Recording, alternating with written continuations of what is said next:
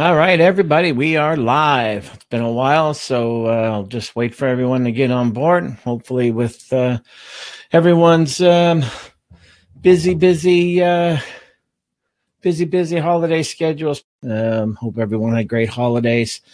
And man, yeah, I got lots to say. So hopefully the people are coming in. So people from Brisbane and from Greece, and we're good to go. So let me know you're out there as soon as you're on board, and I'm going to get into it. Numbers are climbing pretty high, pretty quick. So I got a lot to get through today. I wanted to start with a whole thing about New Year's resolutions, and it ended up being that I'm going to have to divide this into two sections. So today I'm going to talk a little bit about the New Year's resolutions and things like that. But this is two-part because I'm also really, really happy to initiate everyone into the Busy Woman's Tighten and Tone Train at Home program that we finally are about ready to launch. So I'm really happy to get that going. So we got Florida, we got New Zealand, we got Belgium, we got a couple of people from Greece. We've got, I believe I saw Kansas in the house. So yeah, great to see everybody out there, and good stuff. So I'm going to get going with my lecture soon enough, but just in terms of getting people on board, New Year's resolutions, things like that, I'm just wondering if I pose the question, how many people out there actually make New Year's resolutions? So I'm curious about that. How many of my followers make New Year's resolutions? I'm going to talk about Zen and New Year's resolutions as I get this started, but in reference mostly to my new Busy Woman's Train at Home Tighten and Tone program as well. So curious of how many of you make New Year's resolutions. If you do, throw some emoticons across the screen or things like that. Now, here's the thing, and I guess I won't wait too long for you guys to respond to that.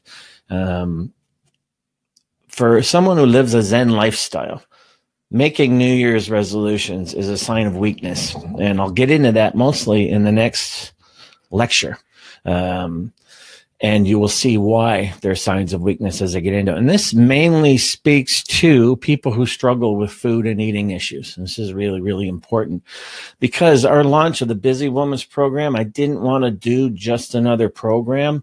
So we're tying it into sustainable diet strategies, and we're tying it into a food and eating issues course as well. So we're going to have sort of a three-pronged effect to the Busy Woman's Train at Home Tighten and Tone training protocol, because I didn't want it to be just another program, and I'm going to talk about why that would be. So I wanted to make sure everyone was on board, and then of course I'll take your questions as we go along. So just keep in mind, this is going to be a two-part presentation. So this one, a little bit about Zen and the Busy Woman's Tighten and Tone training protocol, and then the next lecture, which I'm going to do either New Year's Day or the day after because they need to follow up on each other, is going to be on the actual Zen elements of food and eating issues and fitness issues and things like that. So very, very important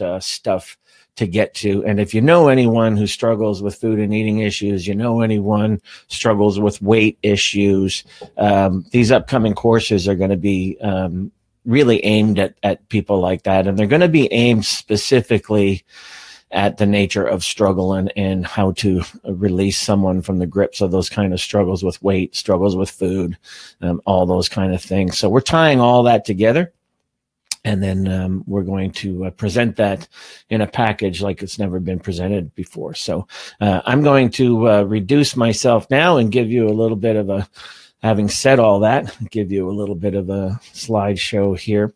And I want to make sure also that you have the notes for this. So if you go to busywoman.fitness, all right, go to busywoman.fitness, and then go to exercises, you're going to get some of the exercises that I'm about to talk about here. So that's going to really, really help you out as well. So that's busywoman dot exercises, busywoman.fitness/exercises, and then that'll get you to what you're actually going to want to be doing here. So I'm going to present the Busy Woman Tighten and Tone workout at home program, an online course.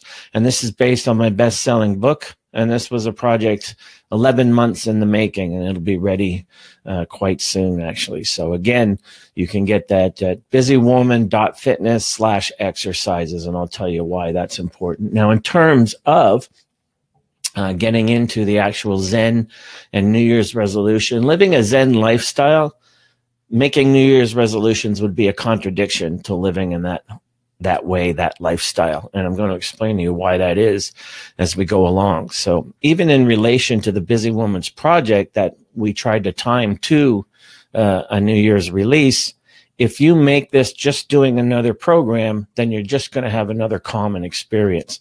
And what I wanted to get away from with the ladies is tying these notions into magic programs, magic exercises, magic diets, and this, which is basically a reflection of the same old thinking, same old stale thinking that sounds like it's new and innovative when it's not. So if you make getting into this program about just another program, then you're going to have just another common experience. So I wanted to move away from that and get into other elements of it. So in terms of it being a new year and New Year's resolutions, is it really a new year? If you begin each year with the same weight loss or fitness goals, then in what sense is that a new start or a new beginning? That's just really reclamation of past events and past promises you make to yourself that you keep breaking. There's nothing new in that. And to me, that's a sadness. That's a sad element to that. So I wanted to get people to start reorienting their minds. And the best way you can do that, I think, is through sort of Zen living. And that's not something I'm going to tell people they have to do, but at the same time, it's something that I would recommend people do. So I'm going to get into that, but start thinking about a new year in a new way. So if you begin same weight goals, the same fitness goals, the same, I'm not going to do this, I'm going to do that, then in what sense is that a new start or a new beginning? And that's something that I want people to start taking more seriously, because the issue is one of thinking strategy, which is something I stress myself over and over and over again. Or in some cases, a thinking strategy is what I've termed a stinking tragedy. And most people, like I've said a million times, you don't have a weight, food, or eating issue. You have thinking and feeling issues about food, weight, and eating. And that's what I want to get people to start orienting their minds to, and get themselves to start thinking in different trajectories, because it's only a different path and a different trajectory that's going to take you to a different sustainable result. That's what we're after. So the new year, or is it? That's what you have to ask yourself. And this is why the Busy Woman's Project has actual lessons and journaling exercises that we've incorporated that go above and beyond the actual workouts. So I think that's what I want people to get to understand about this program. So again, if you go to busywoman.fitness/exercises, you will see some of those easy to do journaling prompts that we've included to start making this an all-round physical, mental, emotional triangle of awareness event where you can actually experience a different result. Because you know the saying by now of mine, quality of mindset determines quality of behavior. So if you keep doing, the same thing, then you're going to keep getting the same result. And that's a big deal.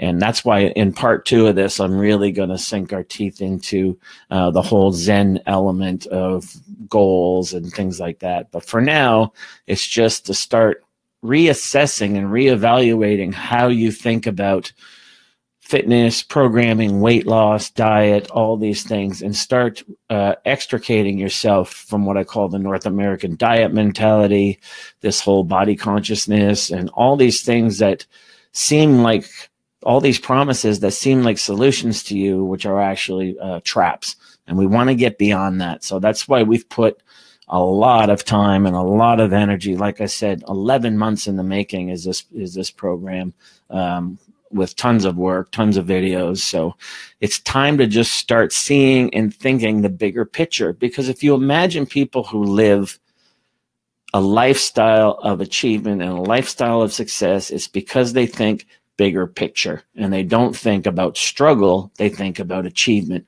And it's time to get, our heads out of the sand when it comes to listening to fitness and diet industry pundits that are all about the promise and all about the event and all about their particular brand of magic to get you to buy in, where if you have a bigger picture element involved, then you're gonna find the solution you're looking for. So that means you got to ask the right questions if you want to find the right answer. So that's really, really important thing as well. So I'm going to get to your questions real soon. I just want to start orienting people to the element of thinking in the bigger picture. So hopefully you got some questions and comments. So think also about this. What is gained and what is lost? If after all this time, your thoughts keep going back to negative self-image issues and you get caught in the same mental feedback and emotional feedback loops, then what is gained and what is lost? Any program is only going to be as effective as the mindset driving it. So you see all this with, my programs or Beachbody or P90X or whatever fitness bunny just won the Olympia and came out with her magic solution. If you just keep lumping these together as the next promise, then you're going to end up with your next disappointment. And I want to stop that train. So that's what we're after here. What is gained and what is lost if you keep replaying the same mental and emotional feedback loops in your mind? And right now I'm speaking to people specifically who struggle with weight. And that's really what the Busy Woman's program is all about. It's not about high level competitor, do what I did when I won the Olympia. Stop the nonsense. We're getting away from that. Okay. We're going to start delivering to people on a level they can do, a level they can perform, a level they can understand, and a level that is self-enhancing and not self-crushing. So that's a real important element to me. So let me know you're hearing me as I speak these messages and try to get them out to you. Let me know you're out there and that any of this is resonating, because we're going to start getting into the deeper factors now. As you see here, what are the Zen factors to finally getting where you want to go? Well, factor one, be conscious of your choices. Your choices are where your habits are born. For good or bad, everything you do is a choice. Now, the ultimate problem in that is choices create or tend to create a cluttered mind. What do I mean by that? Well, let's take something as simple as you've got a smartphone and now you need a smartphone cover. Well, if you go to any of the big stores for that and you look at Best Buy or whatever, you go to get a cell phone cover. Well, you have 100 choices. You've got colors, you've got designs, you've got even the way I set up this live telecast. I have choices. So be conscious of your choices. Don't be sheep.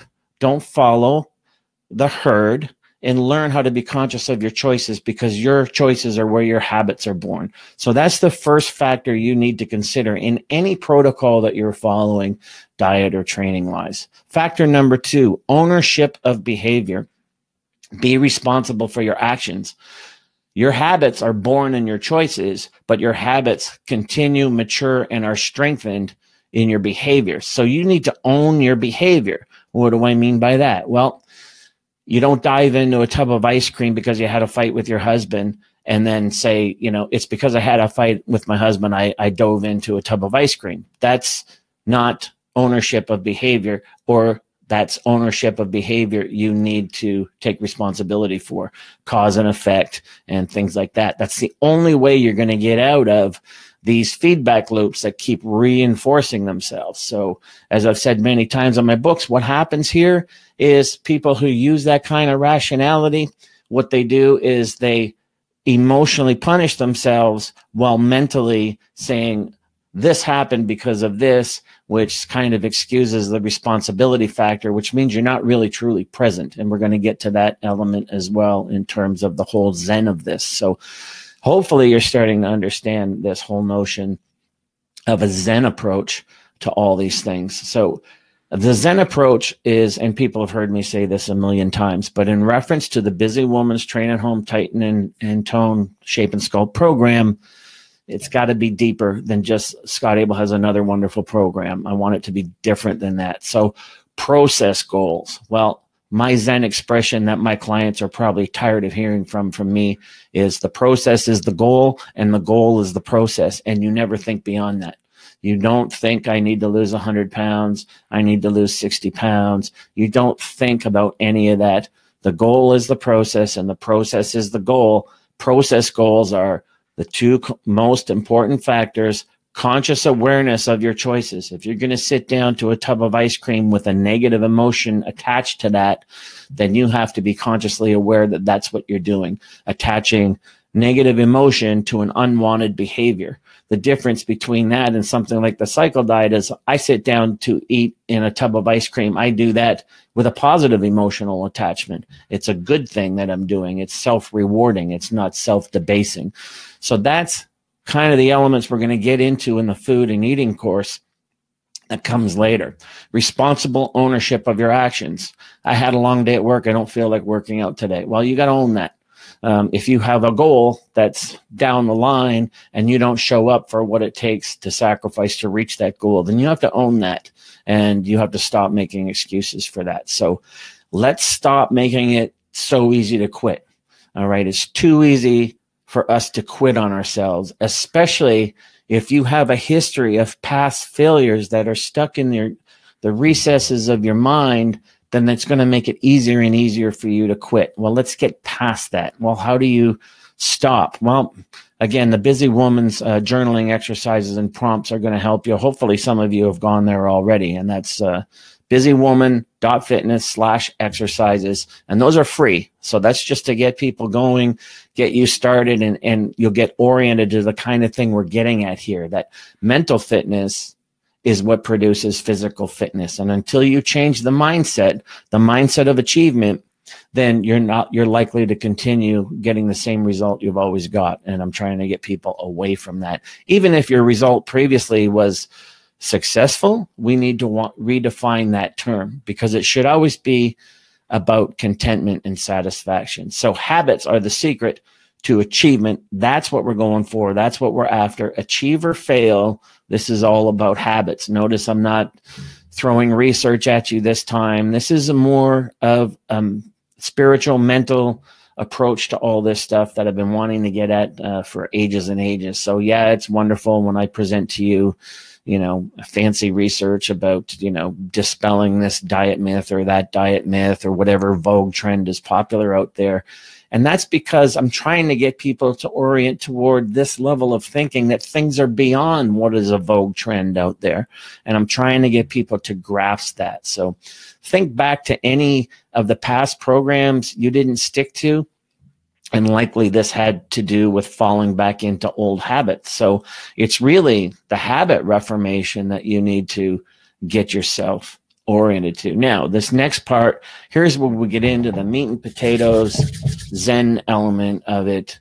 And this is going to be hard for a lot of people to understand. But if you struggle, then you need to understand that if you struggle and you've been struggling for years, then to continue struggling and expect a different result from that is the definition of insanity. So what is the root of non-achievement?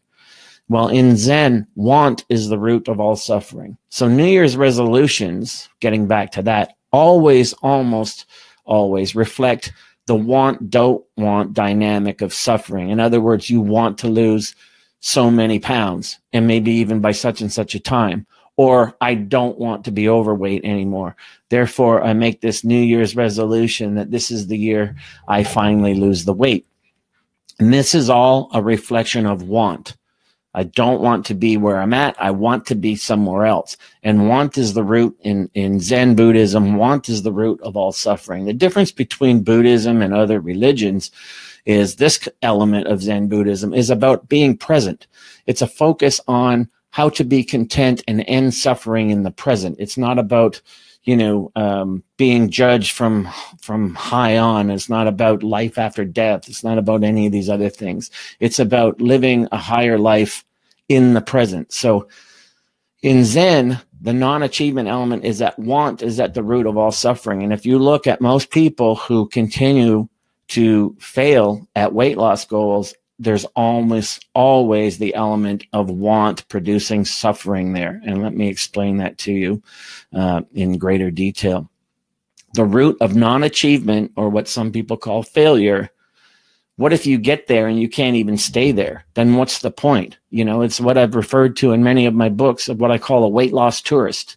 So many people, they're on a diet, they lost this much weight, then they gained it all back. Well, if you're only a weight loss tourist and your goal is to lose the weight and keep it off, then you keep circling the suffering drain, right, before you go down. So this is what happens when the circle of want leads you to frustration, guilt, and shame. And you've got to beware of all these before and after pictures out there that are truly just before and during pictures, because you got a lot of these websites now promoting before and after pictures of very, very short durations. And then what you don't see is the people that are writing me, oh, I was on so-and-so's popular fitness bunny website because I lost 30 pounds, but then they're writing me because a year later they've gained back 40. So everyone's applauding them online and way to go and you go girl. And then they got all these goals just to be on someone's website as a before and after picture. And that is the circle of want. I want, I want, I want. Want produces suffering in the form of frustration, guilt, and shame. So another example of that is you want to lose the weight, but then after you do, then you just want to eat real food again. So you want to be lean, but you don't want to have to sink in as many hours as it takes to do that. Or you don't want to give up your favorite foods, et cetera, et cetera. So want is the root of all suffering. If you let go and learn to let go of that, then you're more likely to reach a goal by having a non-goal. So this is what we call the law of reverse effects. And there's a pop culture television show that I want to talk about here, or refer to at least, as a good example. The first assignment that you have in terms of this webinar, and don't forget, I'm going to do the follow-up to this webinar in just a couple days, so hopefully people are available, and we'll get really much deeper into the whole Zen stuff. But the first assignment, if you will, for people tuning into this who really want to change this year is to catch yourself in I want, I don't want thinking. Oh, I want to lose the weight. All right. It's really not about the goal of not being overweight anymore, not being fat anymore. What you truly long for are the feelings you attach to that achievement. So let's get down to it then. After I break from this, go to your journal, go somewhere, and imagine that you've lost the weight or you've changed the body to the body image that you have for yourself. Okay, what are the feelings that you attach to that? Because that's your real goal. Your real goal isn't the body transformation. It's the feelings you attach to having achieved that. And that's what you need to underscore. That's your foundation. That's truly what you're after. So if you keep chasing the promise of weight loss and not realizing what you're really after is the emotional reward you think that brings to you, or the spiritual achievement you think that brings to you, then you're always going to be missing the point. And you're never going to tap into the self-connecting element of what exercise can offer. And this is how the law of reverse effects comes into play. So the law of reverse effects just states that the harder you make the effort to succeed and achieve, the more likely is inevitable failure. And there's lots of studies on this as well. So, for example, you focus too much on your diet and what you have to do, rather than focusing on self-care and self-directed, intentional, purposeful action in the moment of being present without the attachment of want. All right. And this is why constant measuring, macro tracking, step counting, that's why all these things are destined to fail. That's why you're never going to see them in any of my diets. You're never going to see that nonsense in any of my programs as well. The law of reverse effects. Now let's just highlight that very first element right here. The law of reverse effects. The harder you make the effort to succeed, the more likely is the inevitable failure. Now, I'm going to refer here. I don't know how many of you out there, and you can just do a show of thumbs up or whatever, but I don't know how many of you know the show This Is Us. It's a very popular Emmy-nominated, maybe even Emmy-winning show. I don't know, but started watching it on recommendation of people. And one of the main characters in This Is Us is morbidly obese. I mean, she's really, really big. And what you see in the first several episodes is her struggling with that in the typical North American diet mentality way. For instance, it shows her weighing out her portions, and it shows her tracking her food and trying to fit her macros. And then she goes to fat camp. And in one of the early episodes, she even tells a male suitor, a guy that, wants to be with her, that her weight loss comes first. And if he's not serious about her weight loss, then she doesn't want to be with him. So in other words, the law of reverse effects, she was trying to choose weight loss over love. So she would rather, what she's saying in that is she would rather be alone and struggling than be in a relationship and supported. And you see all these things unfold. She goes to fat camp and she considers gastric bypass surgery and all the things that a lot of morbidly obese people go through. And all you see is the want of weight loss and the want to be someone else other than who I am, and the want to be different, producing all this suffering in levels of frustration and guilt and shame. And there's an episode where she sticks to her diet in one point, but then has so much negatively charged emotion involved that she ends up going to a gas station and buying junk food and sitting in her car and eating it while she's crying. I'm so familiar with that from people who write me that this has been going on a decade. And this is why I want to do something about it to stop it. So I'm going to inject with my training program diet strategy and the food and eating issues course. But I want you to grasp, and hopefully you guys are still out there because I don't see a lot of comments coming in, but I want you to grasp the law of reverse effects. The harder you make your effort to succeed, the more likely it is that it's going to lead to inevitable failure. And haven't you been down that road enough? Do you really think a different set of macros to track? Do you really think Fitbit is your answer? Do you really think that you need to be out calculating everyone else? All you're really doing in that essence of struggle is isolating yourself more and more to the point that you don't even realize you're doing it.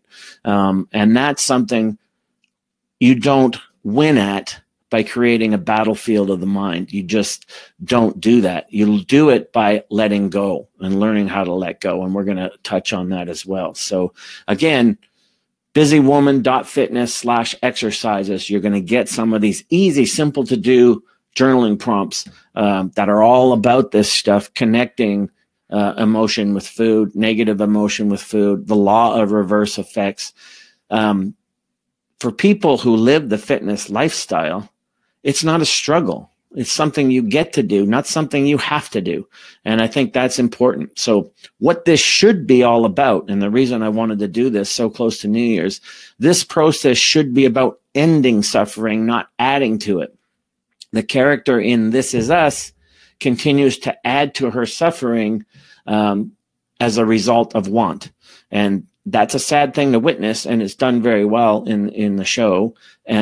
But it's done really well because it's a reflection of reality that so many ladies out there struggle with. And that's why this is called the Busy Woman's Train at Home program, because this is specifically aimed at women. Why is it aimed at women? Are the exercises magically gender specific? Not so much. It's aimed at busy women who need to take care of themselves but don't, and prioritize everything and everyone else first because they're so busy and they're less productive when it comes to self-care, self-nourishing, all those kind of things. So we're injecting that into the process in order for it to be something better and something bigger than just another workout program, because I don't want to be part of a spoke in a wheel like that. I don't want to be part of the fitness and diet industry machine that continues to create illusions. Like I said, a lot of these before and after pictures you're seeing online are actually before and during. And the only time I present before and afters are when they're transformation inspirations where people have kept the weight off for years. My business manager, Mike, and Ange, and JP coming up next week. So all those kind of things you got to be leery of. But the reason these things tap into your brain is because it caters to your want and your need. And that's what produces and induces the suffering, whether you achieve it or not. So hopefully this is resonating with you guys. If not, I mean, you can go and buy, Miss Bikini Olympia's new magic program and supplements and try that for another year. I'm trying to get you involved in mental and emotional fitness, and then the body will follow. And that's what this is about. And this is why any program needs to be about more than workouts. It needs to be something bigger and deeper at the same time in order for the workouts to manifest into something else and something more meaningful that you can sustain. Otherwise, you're just adding to the want list, and you're adding to the struggle list, and you're adding to the suffering list. And that's not what any of this should be about. So imagine if you had a passion for the process. If the process is the goal and the goal is the process, imagine if you were passionate about those things. Wouldn't that instantly eliminate want and suffering feedback loop? For instance, if you look down through the ages, let's say music, Bruce Springsteen to Taylor Swift, they start out writing music because that's their conscious choice. And that's what they want to do in terms, it's not to become a celebrity. It's not to become a rock star. They're writing music because that's their creative element, and they have a passion for that process. They don't feel obligated to do it. I don't feel obligated to do my workouts. I don't feel obligated to live the cycle diet lifestyle. It's a conscious choice I make that is rewarding to me simply from doing it. So a passion for the process is something that invigorates you and works for you in an ongoing way. So that's an important thing. I see some comments coming in. I'm so close to the end. I'm just going to finish my comments. Yeah, and then hopefully you guys got a lot to talk about here, because another one of the elements of these webinars is I want to create also discussion. And I know people are pretty shy about sharing. They'll write me after on emails and say, oh my God, you described me to a T. And oh my God, that was me. I was on so-and-so's website before and after, and now I've gained 60 pounds and I'm so ashamed, and no one helped me, and all these other things. But all these things are a reflection of the North American diet mentality and the North American element: compare, contrast, compete. As soon as you start doing that, let me tell you something. In my heyday, my peak as a bodybuilding freak and in the magazines and all that was probably my most alienated self from how I started working out and why I started working out, and to coming full circle and back to doing it for that reason again now at age 57. When it became about who looked better than me, who was competing against my clients, and if my clients could beat them in a contest, when it became all about compare, contrast, compete, then you start looking at how much you're weighing and how big your arms are and how balanced your physique is. Then you lose the whole self-connecting element that I'm trying to get at here. The whole wonderful element where you have that place where you can go and lose yourself and find yourself at the same time. And if you don't find that in something in life, like people who write music or for me working out, then you're missing the whole point. So you need to stop following the herd with the promises of some bikini bunny who has abs and tight glutes because she's 25, and you can look like her too if you do these magic workouts and eat these magic foods at these magic times and swallow these magic pills. We need to stop with the Jack and the Beanstalk Cinderella nonsense. Okay, so that's what I'm getting at here, not to get too off topic. But the North American diet mentality wants to breed want, especially in the notion of compare, contrast, compete when it comes to other people. So in part 2, one of the other elements I'm going to get at, and I'm going to try to do this. Hopefully Tuesday is all right with everybody, because doing it Monday on a holiday doesn't make much sense. I don't know how many people would be available, but in part 2, part of this is how do you create a clutter-free mind? Well, one of the ways you do that is you stop with the battle mentality. I'm battling weight. I'm fighting weight loss. I'm battling my diet, and I'm battling not eating carbs. If you keep doing that, then you're just going to produce clutter, clutter, and more clutter. So we're going to also talk about the crucial importance of self-esteem in relation to living a Zen lifestyle and how that's different, and how these strategies end up getting rid of constant hunger of all kinds, which makes weight loss unsustainable. And that's a really, really big deal as well. Again, quality of mindset determines quality of behavior. So again, until then, remember, your first assignment is to catch yourself, start thinking about what you're thinking about, and catch yourself in any kind of constant I want, I don't want kind of thinking. I want to lose the weight. I want to weigh this much by this much time. That's all nothing to do with process. That's nothing to do with showing up. All right. You want to show up. You got to be up. You got to get up. You got to stay up. All right. And that's all about the now. And that's all about the process. So you've got to keep in that moment. So you can download all the slides in this presentation and get a set of bonus exercises right now, like I said, in journaling prompts. And you can do that just by going to thebusywoman.fitness/exercises. There it is on the bottom there. Busy Woman.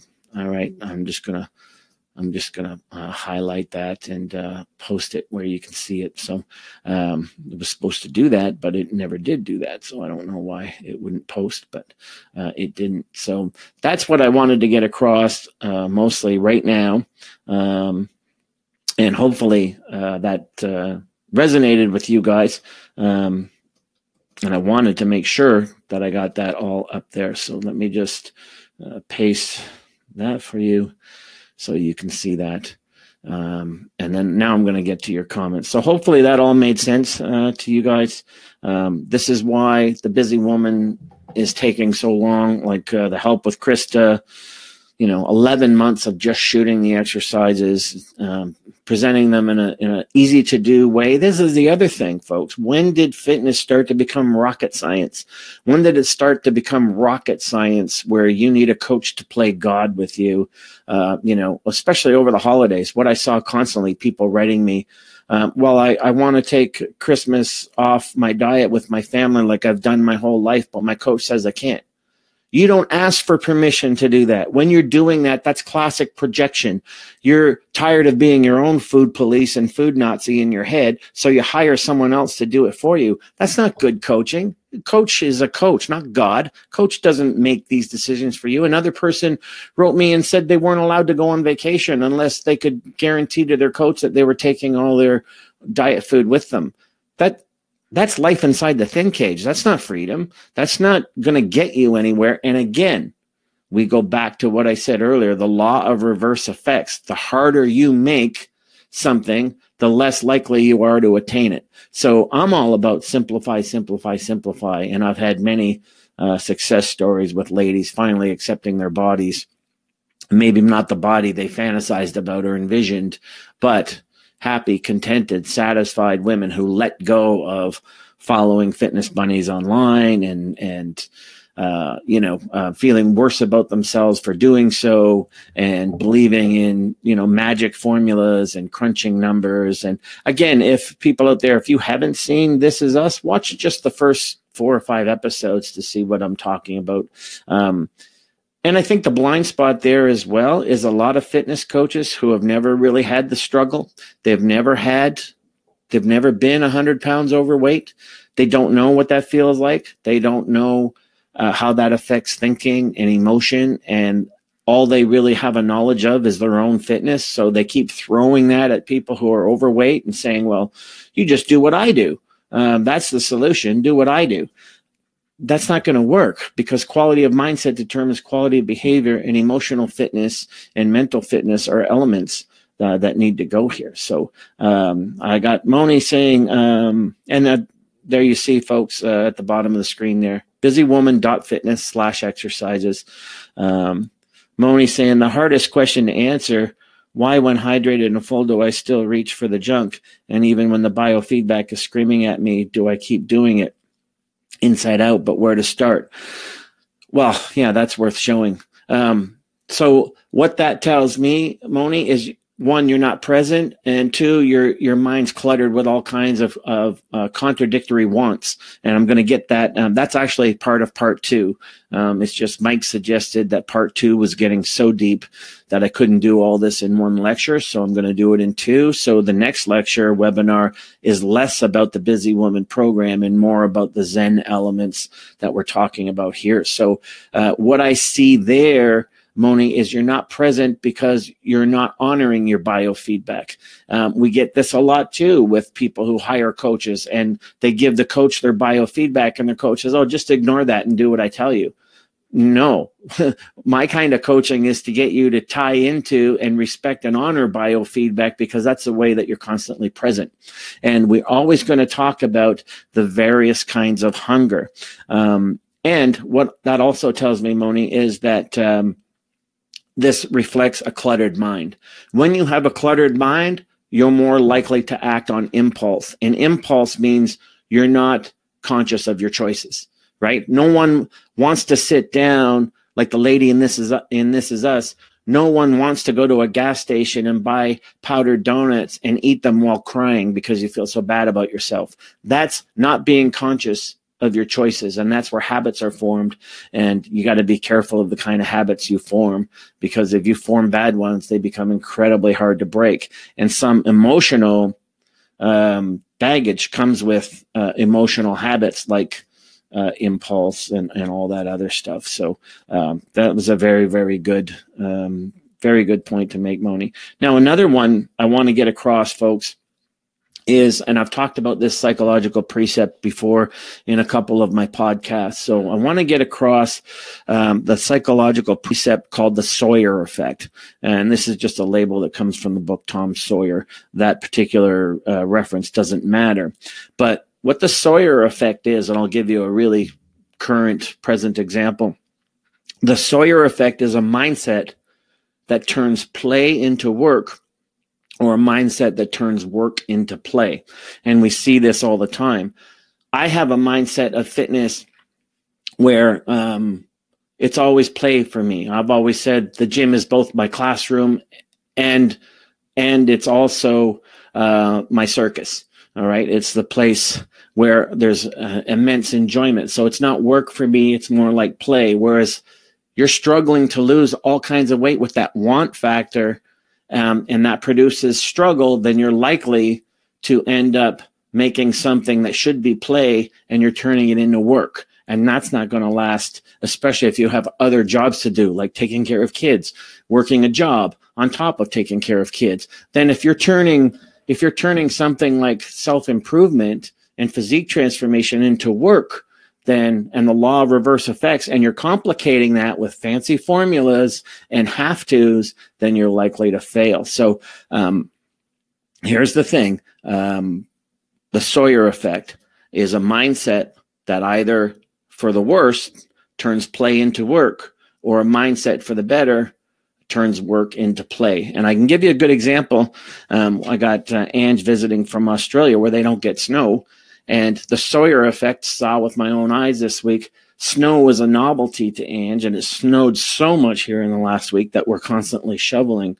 Well, she made me go out and buy her a shovel because she loves shoveling because she's never been around snow. Whereas every single person in my neighborhood sees shoveling snow as work, as added work. But we see the Sawyer Effect in Ange because snow is such a novelty to her. She actually enjoys it. She turns what we call work into play, and she looks forward to the next snowfall, etc., and learns how to shovel, and even had me buy her own shovel and that kind of thing. So what I'm saying is this also applies to the Busy Woman's program. It applies to trying to lose a lot of weight. You have to create the mindset of challenge, not obligation. All right, not have to. When it comes to process and your goals, in terms of the process, you always have a choice. So it should be about making it play, not obligation and not work. And it should be about turning it in to challenge. That's how you stay present. That's how you create a passion for the process.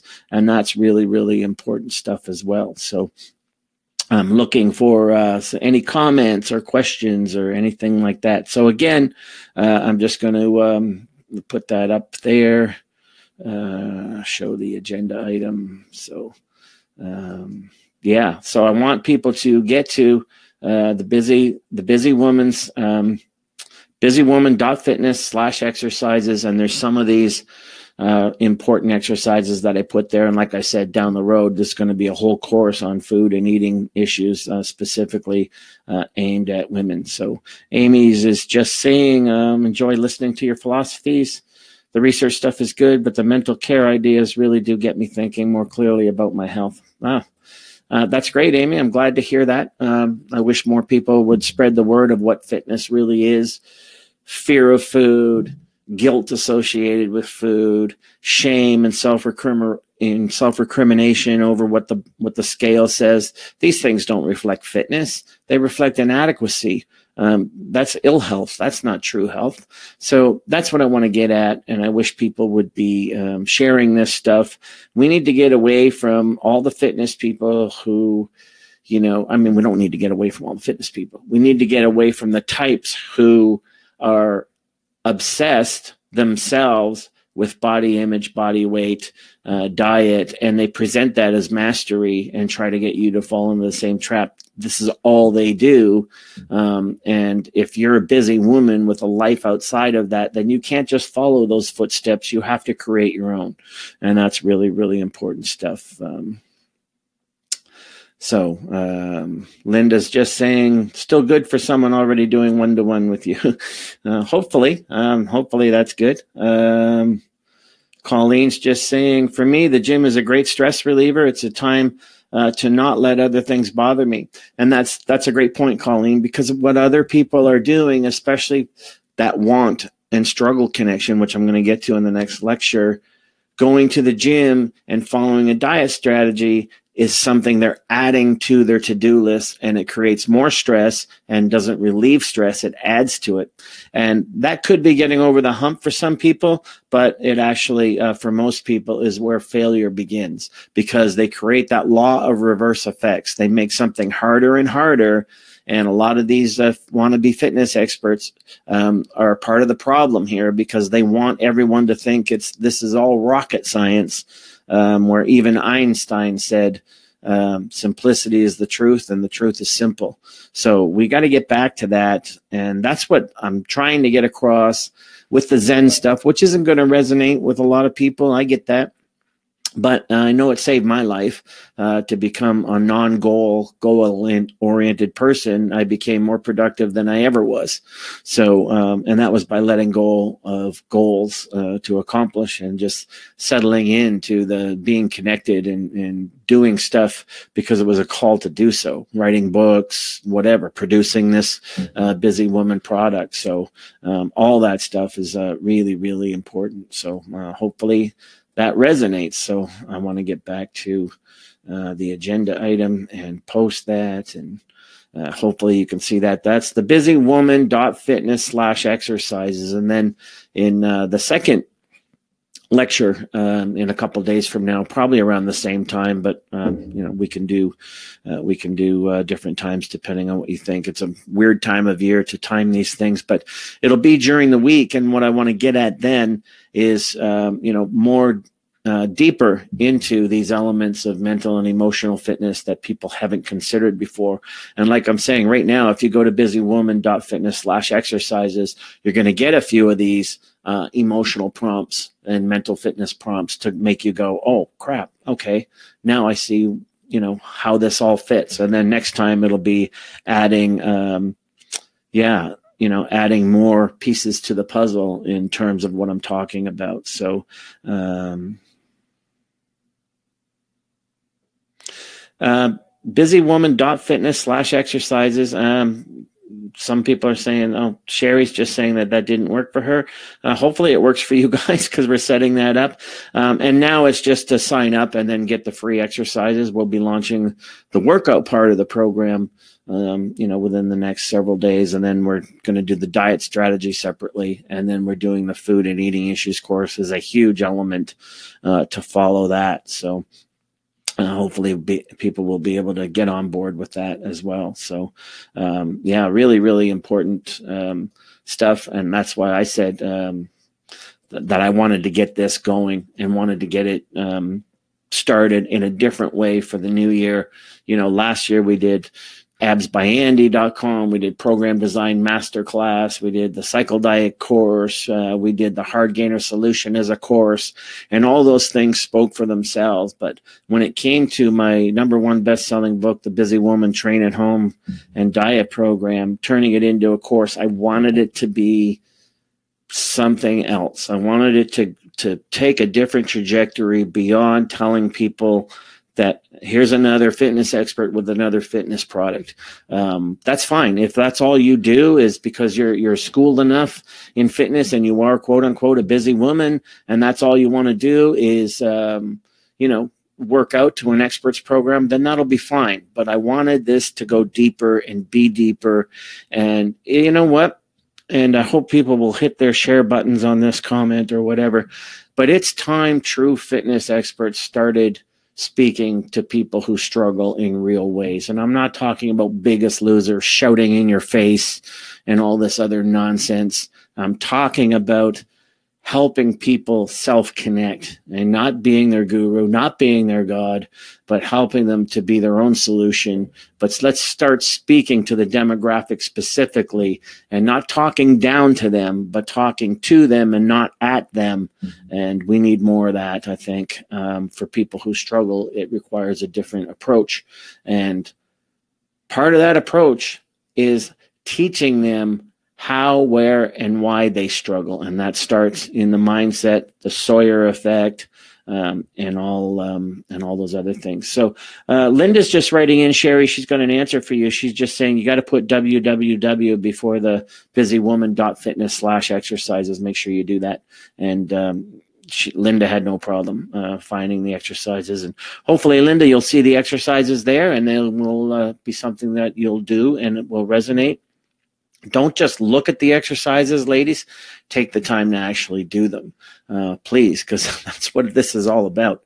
It's just like any other element of fitness. If you buy a workout program and never do it, then you're not going to get more fit. Well, if you check into these exercises and never do them and just read them and go, oh, that's cute, or that's interesting, then you're never going to benefit from it. So, and you're likely to stay stuck. So that's important, really, really important stuff. So, so good comments. I hope everyone is benefiting from these, and I want to get people on board, get you started, get you set up. I'll be doing part 2 of this, which will get more into the mental and emotional elements. But for right now, like I said, you want to catch yourself in I want, I don't want type of statements in your mind. I want to lose weight. I don't want to be heavy anymore. All these other things. Watch out for those. Catch yourself in those.